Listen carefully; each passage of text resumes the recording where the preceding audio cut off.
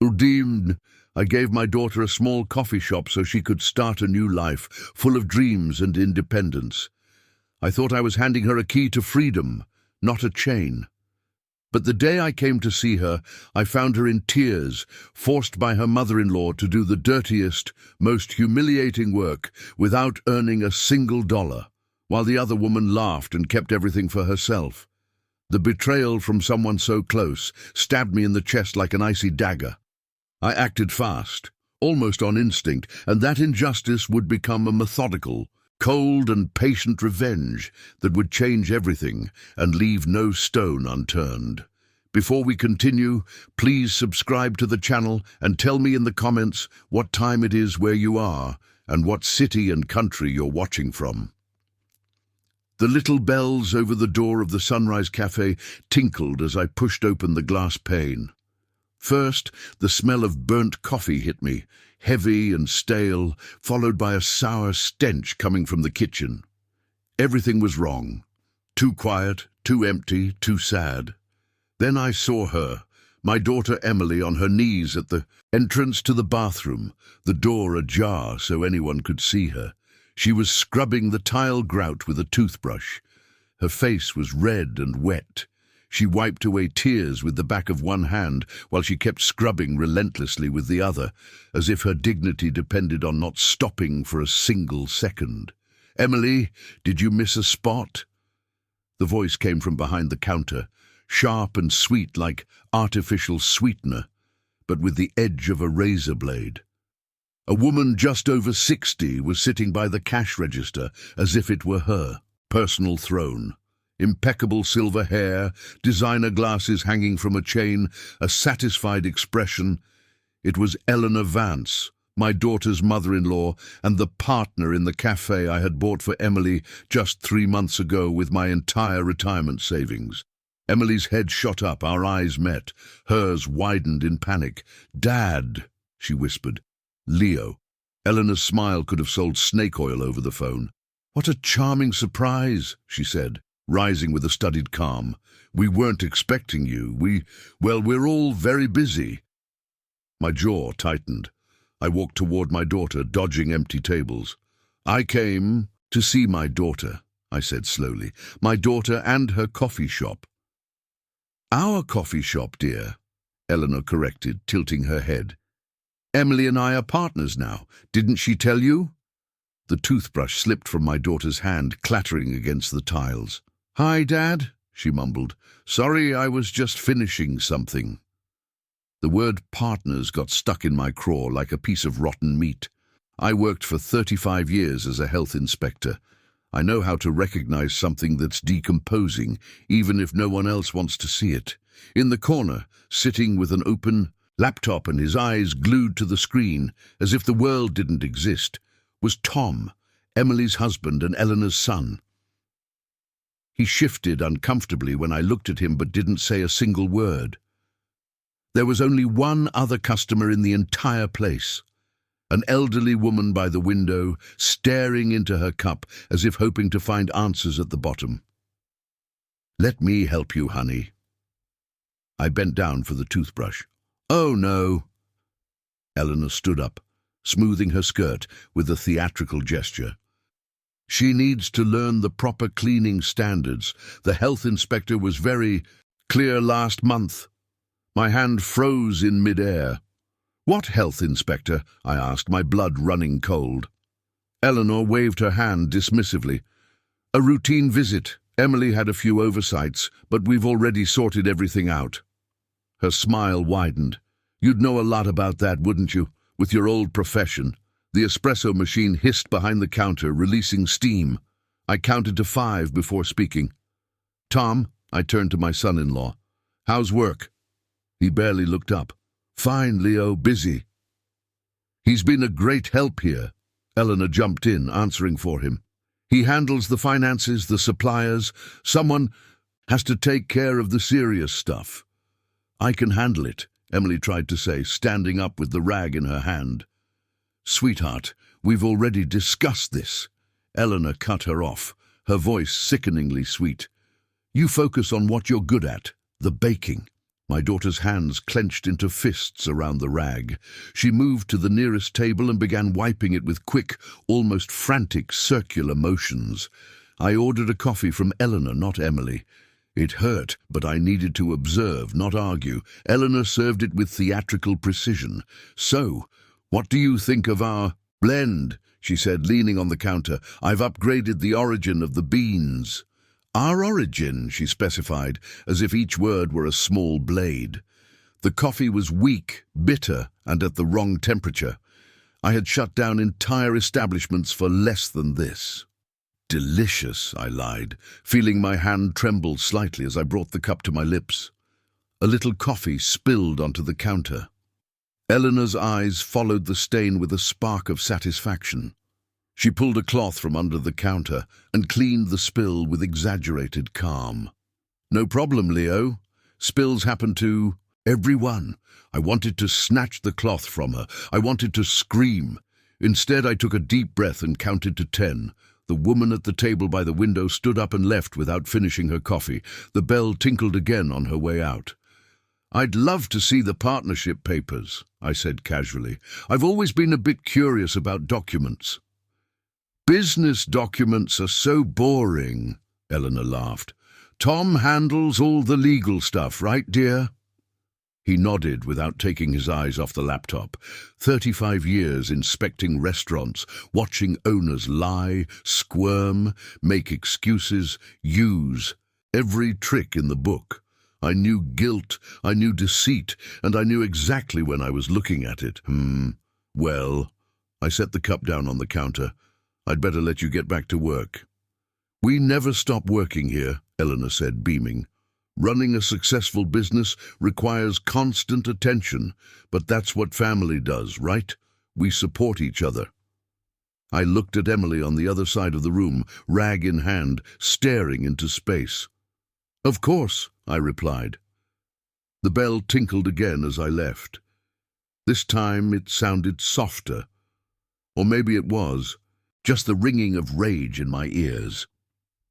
I drove back home, 20 minutes through city traffic, my hands so tight on the steering wheel my knuckles turned white. Around 7, the doorbell rang. Emily was on my apartment landing, her eyes swollen from crying. She came in without a word, sat on the sofa and hugged her knees to her chest as if she wanted to disappear. "I told her I was going for supplies," she whispered. "We have some time." I sat next to her, waiting. The dam broke. "Dad, I'm so sorry." Tears streamed down her face. Streamed. "I didn't want you to see it like that. I was so ashamed." "Ashamed of what?" I asked, my voice softer than I felt.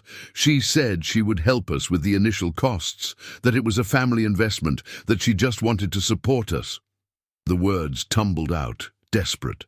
Then came the papers. There was so much legal language. Tom said it was normal, that it was just to protect all of us. A knot formed in my chest. "Let me see them."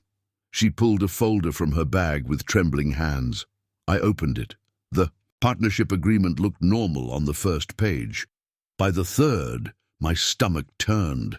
By the 7th, I knew exactly what had happened. "She has 51%, Emily sobbed. "The lawyer said—" I couldn't even hear what the lawyer said. I was so nervous. "I just signed."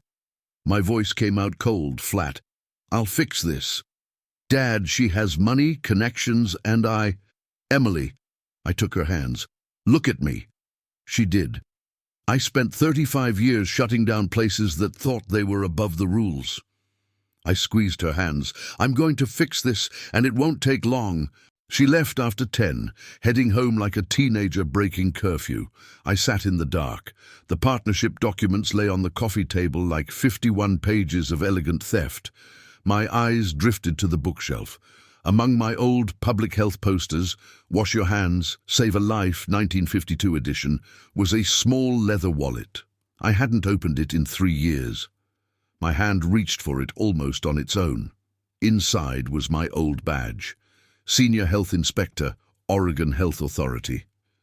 The photo showed a younger me, with more hair and fewer grey strands, but the exact same eyes, the same Eyes that had closed 43 restaurants for serious violations.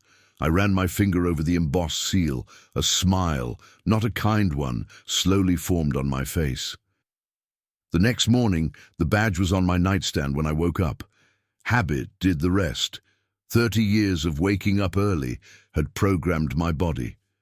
By 6 a.m., I was in the shower. I dressed carefully. Slacks, a button-down shirt, comfortable shoes, the unofficial uniform of the casual inspector. I hadn't worn that combination in 3 years, but my body remembered what was needed.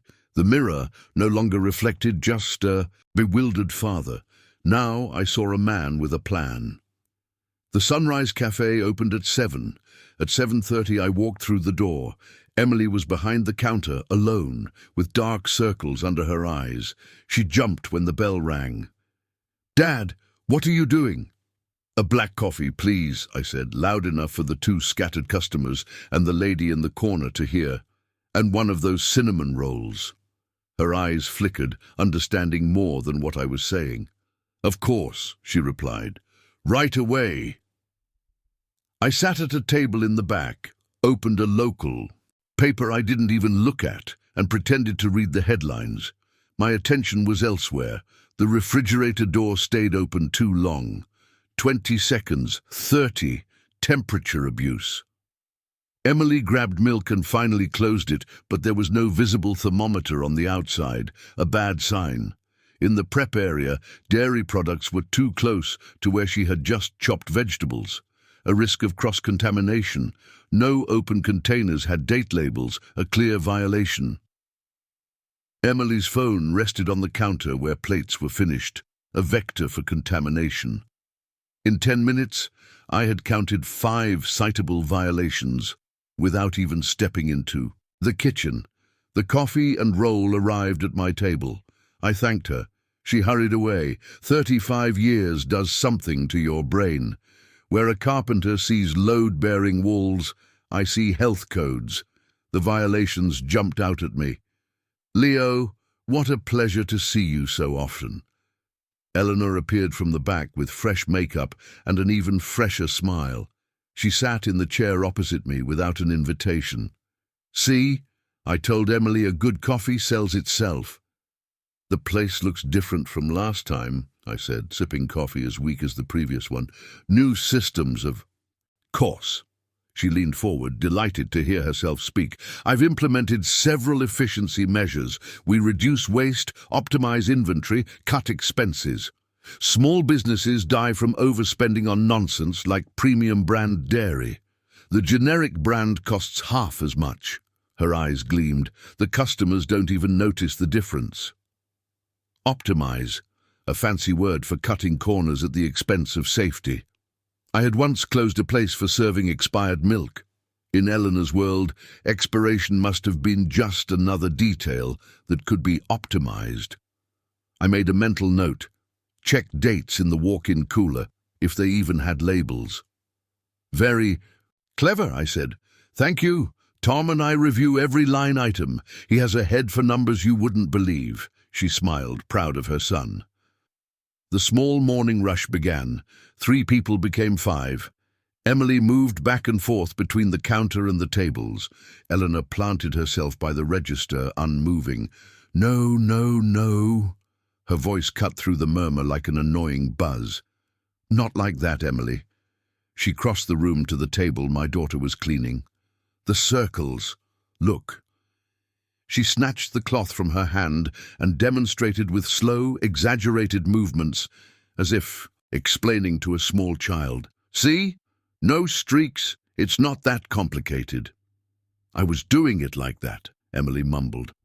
"Well, 3 customers complained yesterday about streaky tables. 3.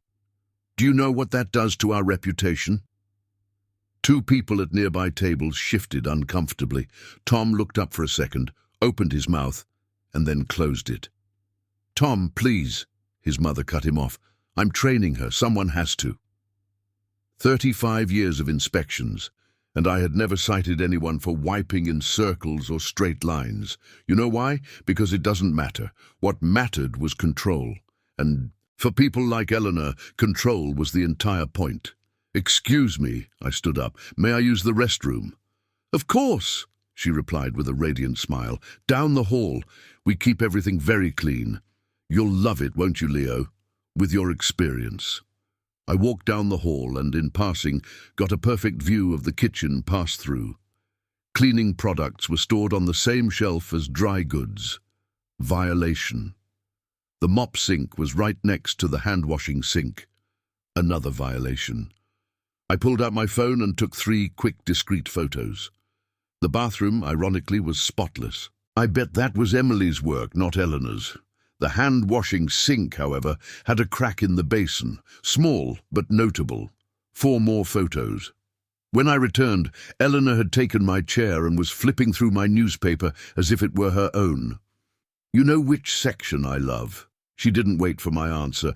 "Business. You have to understand market trends to succeed." "Sure," I said, not sitting down. "Emily never reads it. She doesn't have a head for business. That girl is good, sweet, but—" She left the sentence hanging in the air for silence to complete.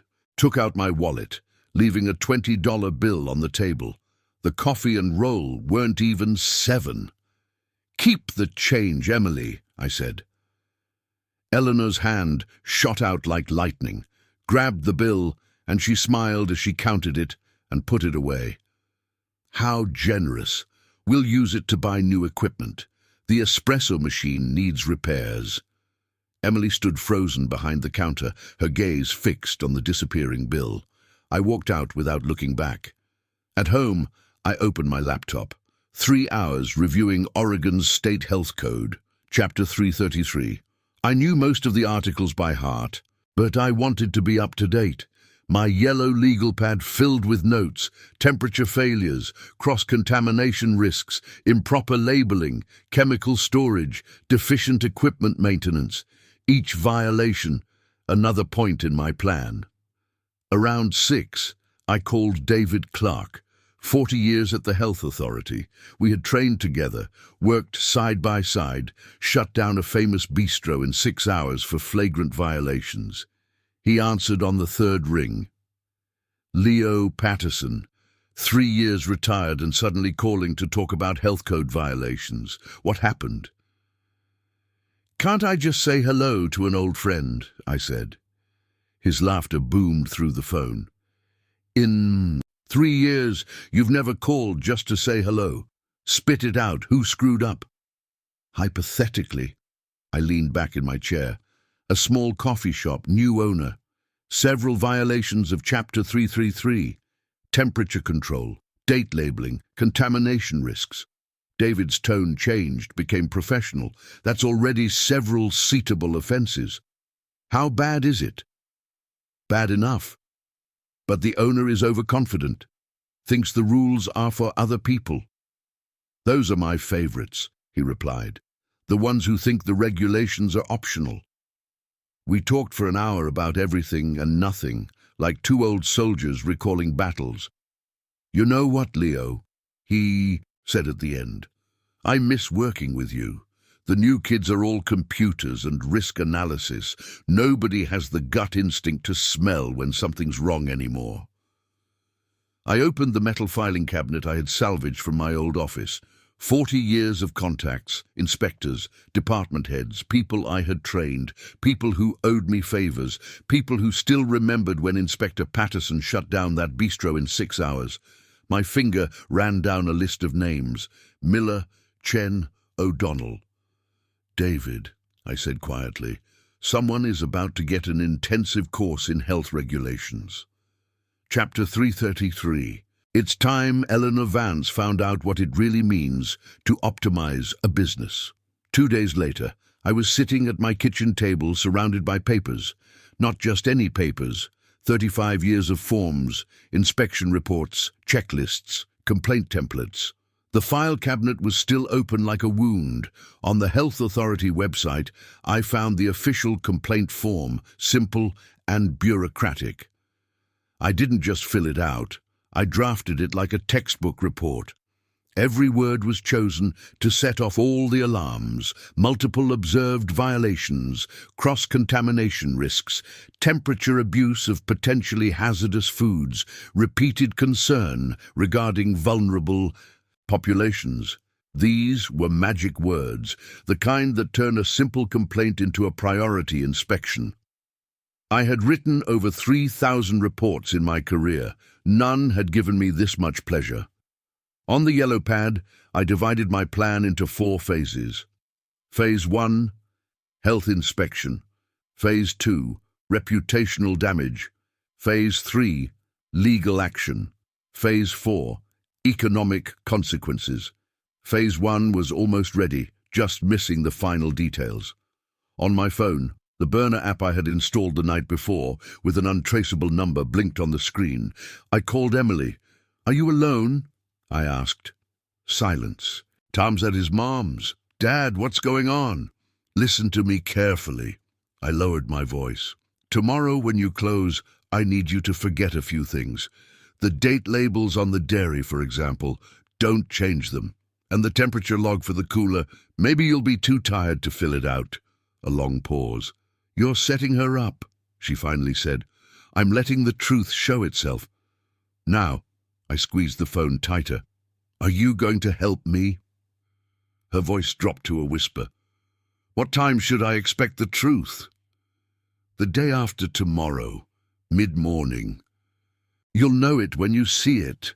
When I hung up, I looked at the laptop screen. The form was complete, perfect, and devastating. My finger hovered over send.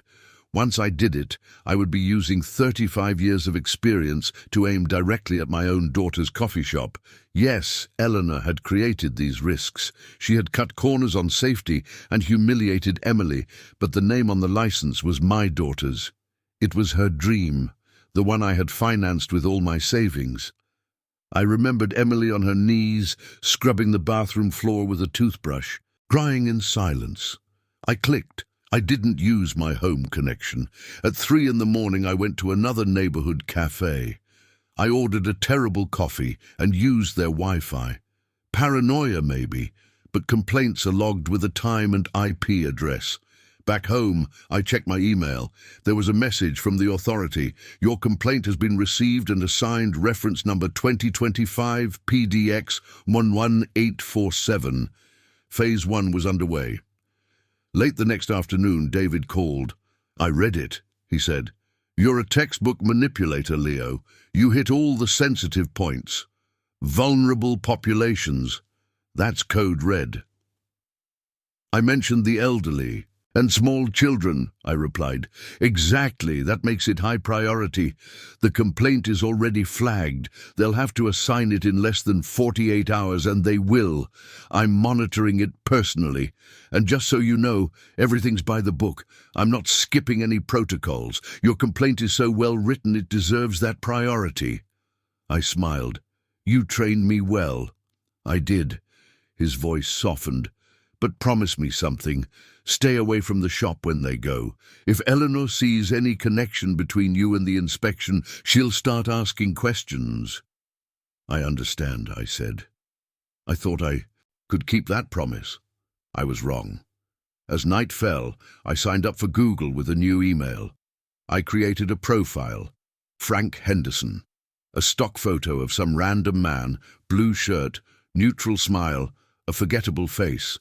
The perfect profile to speak uncomfortable truths and then vanish. I went to the Sunrise Cafe's page. It had 43 reviews, an average of 4.2 stars, kind comments about the cinnamon rolls and cozy atmosphere. I wrote a 1-star review in a polite tone. "I'm concerned about the apparent lack of attention to hygiene standards. I observed alarming practices during my last visit. I sincerely hope the management takes food safety more seriously." I hesitated for a moment, then hit publish. It was 11:47 p.m. The next day, at 10 a.m. sharp, I was sitting in another coffee shop directly across the street from the Sunrise Cafe, disobeying the one instruction David had begged me to follow. I ordered a cappuccino. "What temperature do you keep your milk at?" I asked the barista. He laughed. Weird question. Around 40 degrees Fahrenheit. The manager checks the thermometer 5 times a day. He's obsessed. Good manager, I said. The cappuccino arrived perfect. The milk at just the right temperature, the foam exact. Ironic, savoring of flawless coffee while waiting to see my daughter's place get cited for the opposite. At 10:15, a white sedan from the Oregon Health Authority parked in front of the Sunrise Café. 2 inspectors got out. I recognized the woman from training photos. Inspector Miller, clipboard in hand. The man had a digital thermometer hanging from his belt. Inspector Chen, young, methodical, the type who never jokes on the job. From the window, I watched Eleanor's expression change. First, the automatic welcome smile, then confusion, then concern. Miller showed her credentials. I could read her lips effortlessly. Health Authority, routine inspection. Eleanor responded with a bigger smile, the kind people put on when they think they can charm the system. Miller didn't smile back. Good inspectors don't smile on duty. Chen headed toward the kitchen. Eleanor's hand tried to intercept him, guiding him where she wanted him to go. He didn't even look at her. Good inspectors don't let the owner control the tour either. Miller sat up at the counter, measuring temperatures, opening containers. Chen disappeared into the kitchen, typing notes on his tablet. Emily stood petrified by the espresso machine. Tom was still in his corner with his headphones on, pretending nothing was happening. 40 minutes later, the 2 inspectors came out. Even from across the street, I could see Eleanor had gone pale. She was talking quickly, gesticulating, pointing at the kitchen, pointing at Emily, pointing at the papers Miller was holding. It was the universal language of, "It's not my fault. It's her fault." Miller, on the other hand, had the most neutral face I've ever seen. Well-trained, no doubt. I saw her hand him the forms, the yellow copies.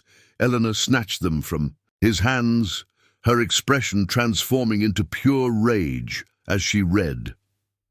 She turned toward Emily. Even though I couldn't hear, I knew she was screaming. 2 customers got up, grabbed their coats, and left in a hurry. Chen and Miller left the shop without looking back, with the professional coldness of people who have seen that drama 1,000 times. I finished my cappuccino, left the money on the table, and went to my car 3 blocks away. Phase 1, complete. That same afternoon, the burner phone vibrated. It was Emily. "I can't talk long," she whispered, with background noise. "She's saying it's all my fault, that I've ruined the business, that the fine is because of my incompetence. Tom isn't saying anything. Dad, I'm scared." "You did perfectly," I replied. "Stay strong. This isn't over." An hour later, my own phone rang. "Unknown number," I answered. "Leo," said Eleanor's cold voice. "We need to talk." She wasn't calling me Leo or father-in-law anymore. Formal, distant, dangerous. "What can I do for you, Eleanor?" I asked. "Don't play innocent. It's insulting to both of us." "I don't know what you're talking about. The inspection, the Google review, the timing. You think I'm stupid?" My heart sped up. I feigned ignorance. "They inspected the cafe, that's a shame, but these things happen." "Frank Henderson," she spat. "Does that name ring a bell? Because his IP address certainly rings one for me. Want to guess what home address it's associated with?" Silence. "We need to talk face to face," she continued. "Or this week I'm taking all the evidence to the police and filing a lawsuit for harassment, defamation, and interference with my business. You decide. Your house, in an hour." She hung up. I sat on the sofa, the phone still pressed to my ear, feeling something I hadn't felt in 40 years of inspections. Real fear. Eleanor had a lawyer, resources, time. She could twist the story and paint me as an obsessed old man harassing a poor businesswoman. A Google review, as stupid as it was proof that I had targeted her business. If I went down, I wouldn't just lose what little I had left. I would drag Emily down with me. I was 70 with almost no savings after buying the cafe. A single lawsuit could leave me on the street, 20 minutes before the eye. Agreed time, I was still pacing my living room. The partnership papers were open on the table, 51 pages of robbery disguised as an alliance. Then a text from Emily came through. She knows you helped me. She says she's going after you. I'm so sorry. This is all my fault. I read the sentence several times. My fault. No, it wasn't. I poured a whiskey, drank it, then poured the rest of the bottle down the sink. I was going to need a clear head. The knock on the door was precise. 3 firm taps. I opened it. Eleanor was impeccable. Cream-colored suit, pearls, perfect makeup, as if coming from a board meeting. Behind her, a man in his 50s, grey suit, leather briefcase. "Mr. Patterson," he said, offering his hand. "I'm Richard Davies, Mrs. Vance's attorney. Thank you for seeing us." "I haven't agreed to anything," I replied, letting them in. "I've been threatened, and that does make me curious." Eleanor walked in as if she were appraising the property to buy it. The lawyer placed his briefcase on the table, opened it, and laid out a stack of papers neatly. "Leo," she began, "let's stop the games. I know you filed the complaint. I know you posted the review, and I know you're trying to destroy my business." "Your business," I repeated, letting the word hang in the air. "Interesting choice." "Yes, my business. The one I saved from your daughter's incompetence," she leaned toward me. "The one you are sabotaging." She took out her phone, tapped it a few times, and showed me the screen. My fake review under the name Frank Henderson, next to the IP address it was posted from. "Care to explain this?" The lawyer intervened in a soft voice. "Mr. Patterson, this fits a pattern of harassment and defamation. My client is prepared to file a suit." I laughed. I couldn't help it. Eleanor's smile grew sharper. "You find this funny?" "I find it funny that you've come to my house to threaten me with lawyers." I grabbed the partnership papers from the table and held them up. "When you've committed fraud, coercion, and textbook theft. You want to talk about illegalities? Let's talk." The lawyer's expression barely changed. "The documents are legitimate," he said. "They are notarized, filed, and accepted." "Agreed," I said. "But the Secretary of State website shows that Eleanor registered a limited liability company 3 weeks before you supposedly discussed becoming partners. You called it a rescue plan, but it was premeditated. And that, my friend, smells very bad in any courtroom." The lawyer glanced at Eleanor. "You didn't mention that detail." "He's making it up," she snapped. "He's lying." "They're public records," I replied, "and I've already sent screenshots to my son and a lawyer friend, just in case anything happens to me." Just then, Eleanor's phone rang. She looked at it. Her face shifted from irritation to alarm. "When? How many comments?" She listened in silence. "I'm on my way." She hung up and looked at me with pure hatred. "Someone posted the inspection photos on Facebook," she spat. "The violations, the fine, everything. In the Portland Foodies group. 12,000 members are destroying our reputation." I kept my face neutral. Inside, I thought, phase 2. It hadn't been my doing, but I would use it. "This isn't over," she said, heading for the door. "No," I admitted, "it's not over. But Eleanor, believe me, that Google review is the least of your problems. You started a war with a man who spent 35 years closing. Businesses that thought they were above the rules. I'm just getting warmed up." The two of them left. I closed the door and leaned my back against it, my legs trembling. In the hallway, I heard their voices rising. Eleanor was on the phone while waiting for the elevator. The building's acoustics played in my favor. Her words came through clearly. "Don't worry about Patterson," she was saying. "He filed his little complaint and thinks he's powerful. But the transfer documents are almost ready. In a month, the cafe will be entirely mine, legally and definitively." His daughter signed everything. We needed. She was so desperate to save the partnership. My breath caught. The 51% was just the first step.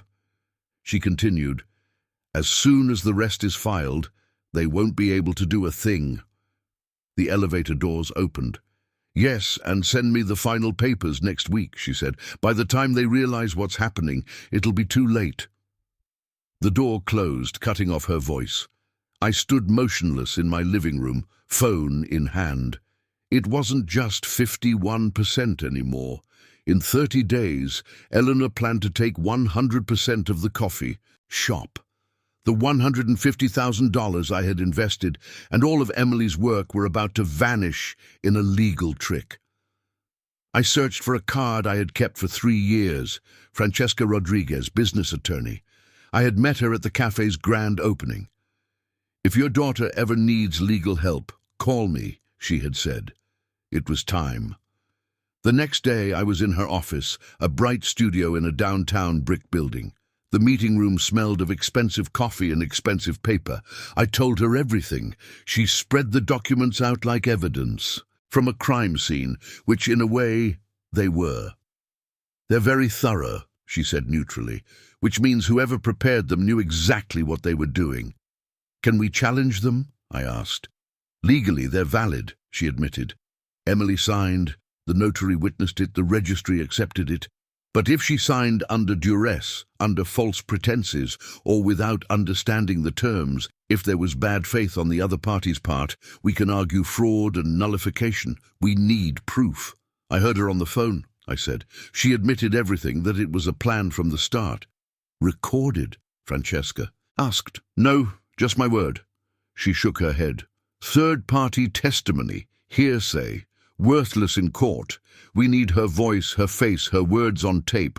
Luckily, Oregon is a one-party consent state. If Emily records a conversation she's part of, it's completely legal." "She'll do it," I assured her. "After everything she's done, Emily would strap a camera to her forehead if she had to."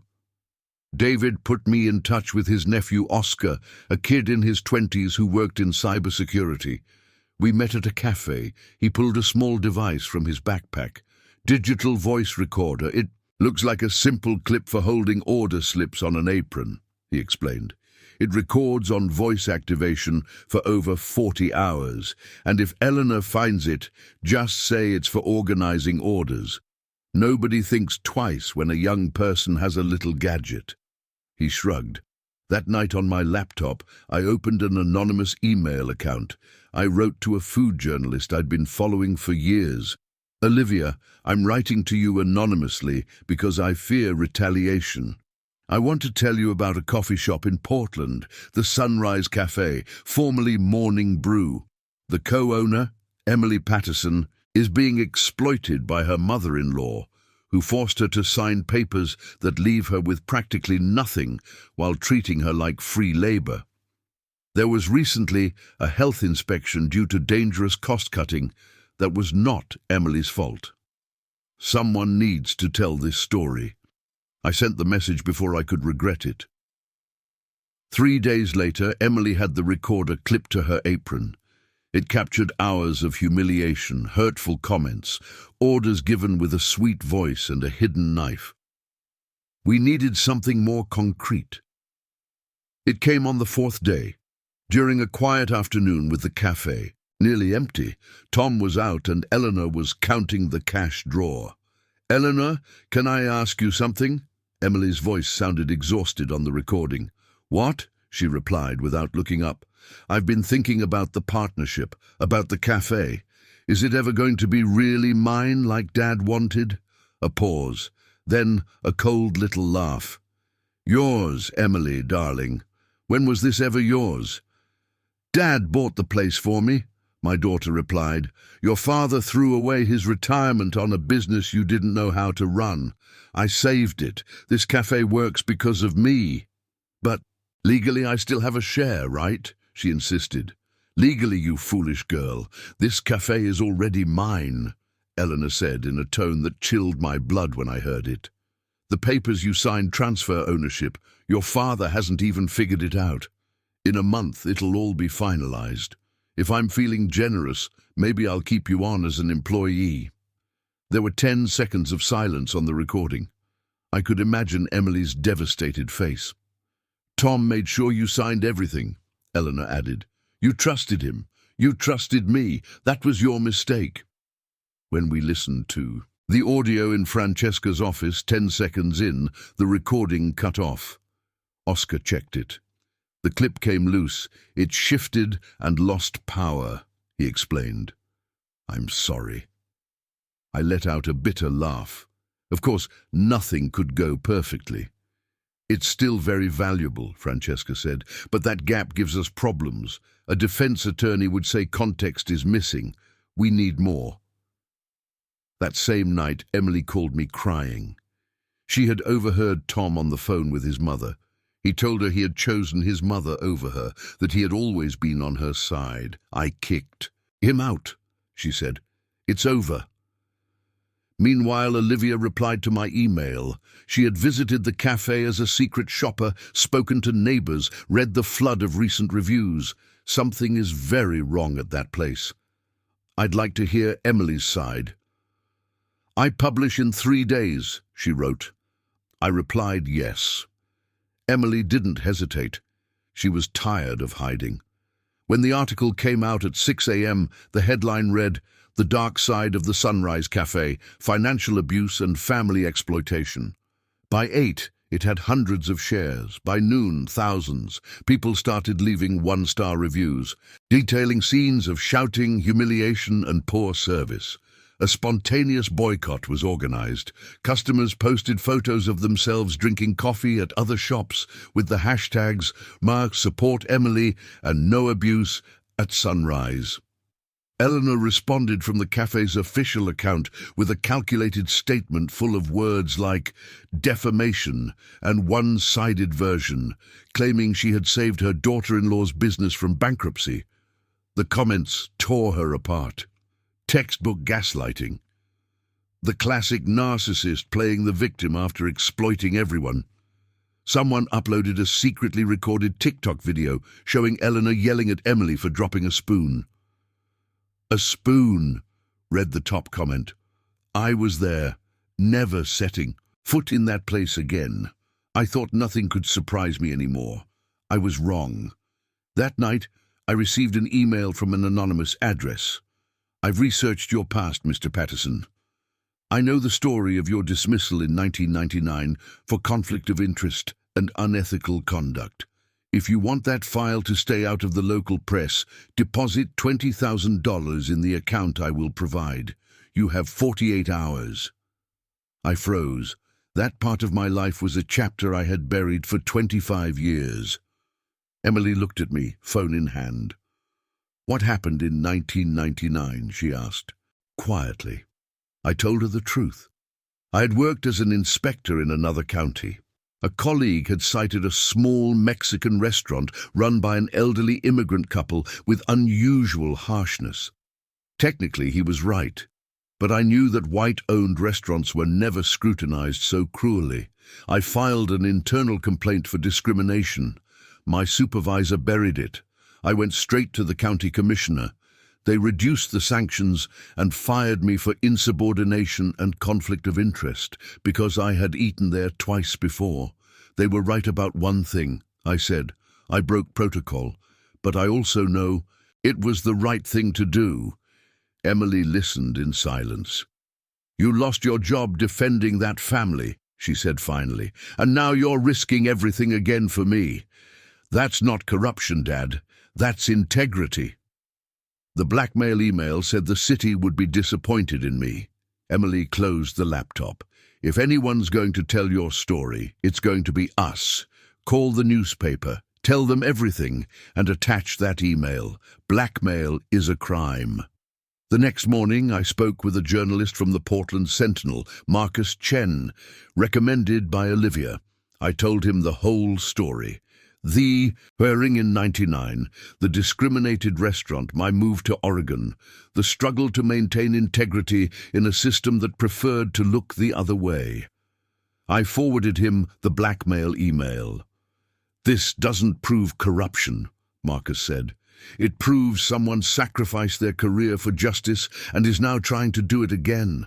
And by the way, that email is direct evidence of a felony. That same afternoon, the Sentinel published The Inspector's Principles, Leo Patterson's Fight for Justice, 25 years later. It included statements from the couple whose restaurant I defended in 1999, who were still in business. They spoke of me with gratitude. The article reproduced the blackmail email, and after a brief investigation, the journalist identified Eleanor as the sender. The Bar Association received a formal complaint for attempted extortion. Eleanor's lawyer quit the next day. The second one she hired lasted 24 hours. The third sent an aggressive letter, then read the article and fled too. 2 days later, Francesca filed the official lawsuit. Patterson vs. Vance for fraud, coercion, and theft by deception. An initial hearing was set for the following week. That afternoon, I saw Eleanor at a bank ATM. She was trying to withdraw money once, twice, 3 times. The screen read, "Transaction denied." Her hands were shaking. She leaned against the machine, defeated. For a moment, I saw an old, desperate woman, not a villain. Then I remembered Emily on her knees cleaning the bathroom. The compassion vanished. I kept walking. Tom sent Emily a text. "I'm sorry for everything. Tell your dad he won. We're leaving Portland. Don't look for me." The court date came and went. Neither Eleanor nor Tom showed up. The bailiff confirmed no contact, no lawyer, no response. Francesca requested a default judgment and a warrant for their arrest. Neighbors in Eleanor's building said they had seen her loading suitcases into a rental car at 2 in the morning. 2 days later, David called me. "Sit down," he said. "A friend in airport security owes me a favor." Eleanor Vance bought a one-way ticket to Las Vegas last night. Tom was with her. A desperate woman with a suitcase full of stolen money, fleeing to the city of casinos. It seemed almost too predictable. But I wasn't going to let her get away with the thousands of dollars the community had donated to Emily to rescue the café. We flew to Vegas the next day. Emily, my son Philip, who came from Berlin, and me. The Portland police provided us with the trace of Eleanor's credit card. It led to a Motel 6 on Tropicana Avenue, a mile from the Strip. The scene was exactly what you'd imagine. Faded pink buildings, cracked asphalt, heat that seemed to rise from the ground. Eleanor's rental car was parked outside room 128, ground floor, curtains drawn. I knocked on the door. Nothing. I knocked again. "Eleanor, it's Leo. We need to talk," I said, knowing she could hear me. The curtain twitched. A moment later, the door opened a crack on its security chain. Tom's face appeared in the gap, gaunt, unshaven. He looked 10 years older than the last time I saw him. "She doesn't want to see you," he said. "I don't care. Either you open this door, or I call the Las Vegas police and tell them where to find a woman with an arrest warrant from Oregon and a bag full of stolen cash. Your choice." The door closed. The chain rattled. When it opened fully, we were hit by the smell of stale cigarettes and fast food. There were 2 unmade beds, empty bottles on the nightstand, papers everywhere. Eleanor was sitting on the far bed, leaning against the headboard. She was wearing the same clothes from days ago, her silver hair dirty and tangled, no makeup. She wasn't the queen of the cash register. She was a defeated woman. She didn't look up when we entered. "You stole $7,000 from the register before you fled," I said bluntly. "Money people donated to help my daughter." Silence. "Why Vegas?" I asked. "Did you really think you were going to fix this at a roulette table?"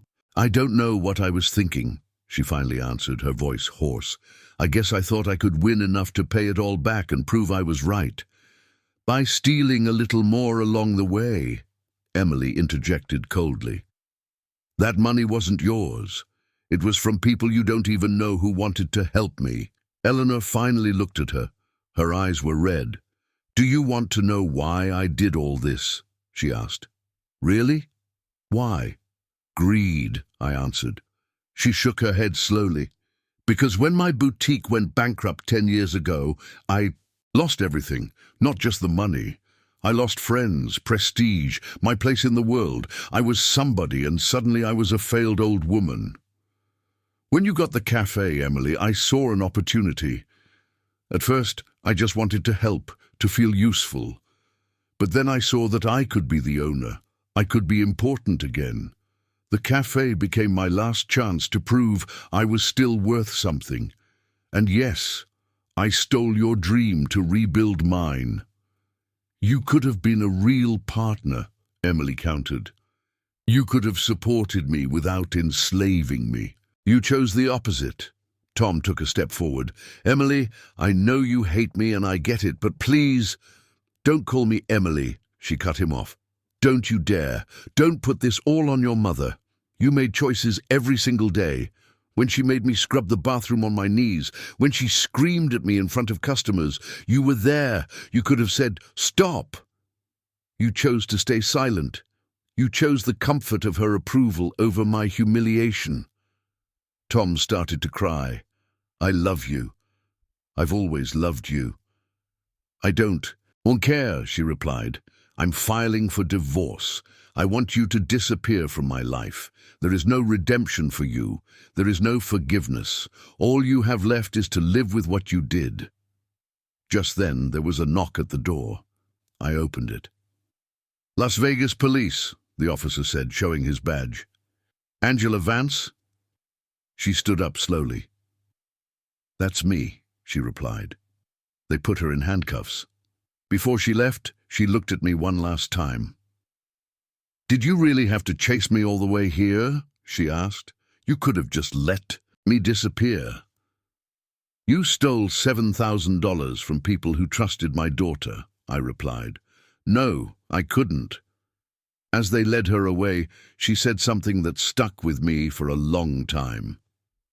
You know what's ironic? She smiled without joy. I almost respect you. You're just as ruthless as I am. You just have better PR. The difference, I replied, is that I fight for my family. You only ever fought for your ego. We flew back to Portland that same night. The Sunrise Cafe was waiting for us with a temporarily closed sign hanging in the door. We went inside. The air was stale, the display cases empty, bills piled up on the counter. Emily opened the envelopes in silence. Each one was more bad news. Unpaid suppliers, overdue electricity bills, shut-off notices. Dad, she finally said, it's worse than we thought.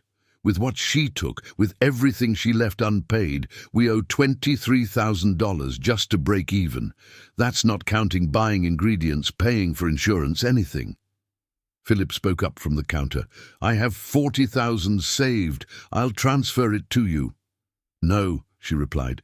You've already given me too much, and it's still not enough. I can't keep dragging everyone down with this. I won legally, but I lost the business. The Sunrise Cafe is dead. I had never felt so helpless. There was no report, no regulation, no inspection that could pay off debts. That night, with Emily asleep on my couch and Philip pacing the kitchen, I had no plan. For the first time in this whole war, I didn't know what to do. The answer came on its own at dawn. My phone was buzzing non-stop. I had dozens of messages from unknown numbers. We saw the news about the cafe. We want to help. Attached is proof of transfer, so Emily can reopen. We're from the Portland Foodies group. Count on us. Olivia had published a new article. Emily won in court, but inherits the debts of abuse. Can we help the Sunrise Cafe rise again? Within 2 hours, $8,000 had been raised in a crowdfunding campaign. Within 2 days, it passed $30,000. Suppliers offered flour, butter and coffee at cost or for free for a few months. Electricians, plumbers and painters signed up as volunteers. Portland was doing what it does best, taking care of its own, 6 weeks of renovations later, the café was transformed. Freshly painted walls, the kitchen reorganized according to the code I had spent decades enforcing. Donated tables, a mural on one side wall, a woman with a coffee cup in her hand, drawn like a superhero. It had been painted by Chloe, Emily's 8-year-old daughter, who had decided her mom deserved a cape. On reopening day, the line wrapped around the block. Local TV cameras were rolling. Olivia was taking pictures. People arrived with flowers, balloons, and a craving for cinnamon rolls. The rolls sold out in 20 minutes. The cafe filled with conversation, laughter, and the smell of freshly baked dough. 2 months later, at the final hearing, Eleanor appeared in the orange jumpsuit of the county jail, her hands cuffed. Judge Wallace read the list of charges: fraud, theft, attempted extortion. 18 months in prison and the obligation to repay the $7,000 stolen from the register when she was able. Before they took her away, she asked to speak. "Emily, Mr. Patterson," she said, "I destroyed your family. I stole from you. Everything you've said about me is true. I am exactly the villain you painted. I don't expect you to forgive me. I just want to acknowledge it. I did it, no one else." She looked at Emily. "Your coffee shop is beautiful," she added. "I saw it on the news. That's all yours. It was always yours, even when I thought I was the owner." Emily stood up and walked out of the courtroom without a single word. Eleanor nodded slowly, as if she finally understood something, and let the guards lead her away. 6 months later, the Sunrise Café was no longer a story of tragedy, but of resilience. It wasn't a million-dollar business, but it was stable. I ended most of my mornings at the corner table with a black coffee that was now perfect, reading the paper while listening to Emily laugh with the customers. Philip sent videos from Berlin, and his photo hung on a wall next to mine. Tom sent his daughter's child support on time every month from somewhere in Oregon, with no notes or explanations. Emily deposited it without comment. Sometimes letters from Eleanor arrived from prison. My daughter kept them unopened in a drawer. Throwing them away would have felt like giving them too much importance. One Saturday, a customer asked me, "With everything that happened, do you think it was worth it?" I looked at Emily behind the counter, flour on her hands and light in her eyes. "Ask me in 10 years, I replied. "Victory isn't a moment, it's what you build afterward." Philip appeared on a video call from the phone, propped up next to the espresso machine. "You know what's funny, Dad," he said. "Eleanor thought an old inspector would be an easy target. She forgot you spent 35 years shutting down places just like hers." "Heroes don't exist," I replied. "There are only stubborn old men who refuse to let bullies win." "Dad," Emily called from the counter, "your cinnamon roll is ready." I walked over. She watched intently as I took the first bite. I chewed, savored, and swallowed. "Perfect," I said, "like everything you do here."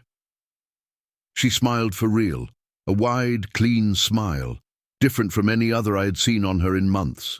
That instant, that smile was worth more than any trial, fine, or newspaper article. I was 70 years old.